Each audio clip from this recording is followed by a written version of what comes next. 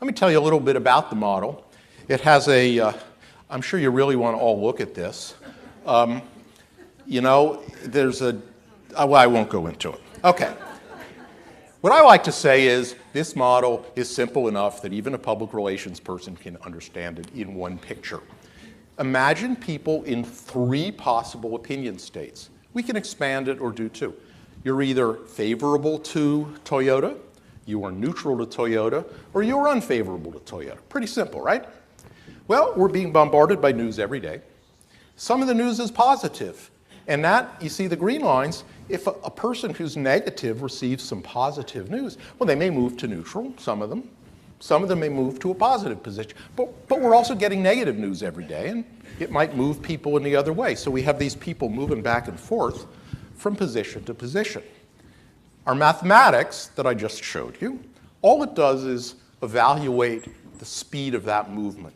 In other words, give us the media data, we develop a model, and once we have the model, we can predict tomorrow, the next week, next month to a degree, how people are going to move back and forth. This is what I find, I mean, I love this stuff. This is what I find exciting about the ability to go directly from the media to business outcomes. Now, if we had access to customer loyalty data, if you're a restaurant, visits to the store, we could actually show a direct link. You know, what I think is, this is one way of showing a direct link between what we do as public relations professionals and business outcomes. Skip over that. What we need for data, it's really pretty simple. We need media. It should be multi-segment. It needs to be analyzed for sentiment and messages. And we need some outcome variable. Now, the outcome variable needs to change a bit, because if your corporate reputation doesn't change from month to month, you don't need to come and pay me $50,000 to tell you it's going to be just about the same next month. But this is applicable in situations where there's some change. So let me conclude a couple of things. What have we learned? We can link media with outcomes. If we have a lot of data, if we have big data, we can do a model that links our media to outcomes. We can make these models very simple. We can make them very complex. We have applied this in a wide range of studies. And by the way, this is not a black box model. This is a model that has been published in peer-reviewed academic journals. I know there's a lot of discussion of companies that come up with indexes and this and that, but they never tell you what's underneath. Well, I showed you the formula there. I can give you the academic article. Even if you have that, it's a little tricky to implement. But it is there. It is public for everyone to see and to share. We also have looked at it. We're doing more research to see about, we can drive this to the message level. We're also finding a tremendous amount of random variability.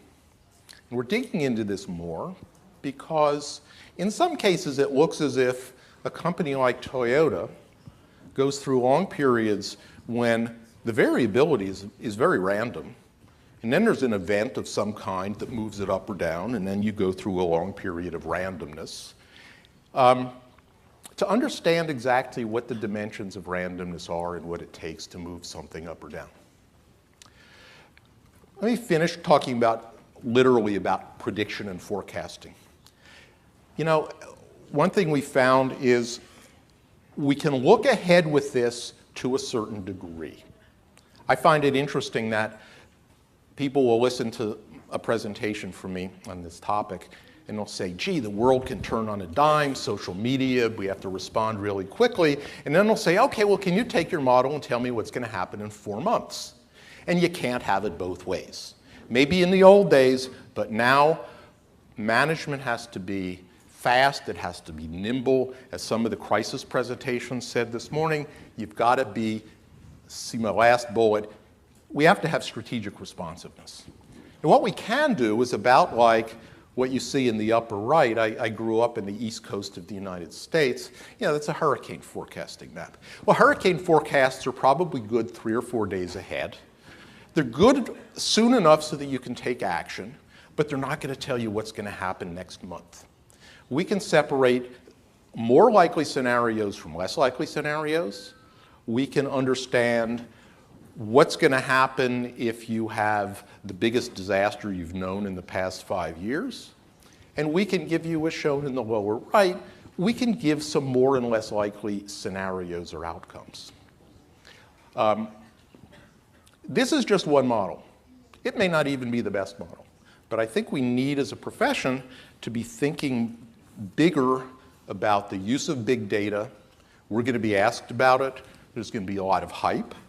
There will be a lot of smoke and mirrors. Do you understand the expression that we have in the United States? A lot of snake oil.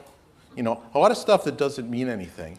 But I think it's time to look at what we can do with sophisticated data analysis to really bring life to the research and measurement that we have. Thank you. I'll be glad to answer questions later.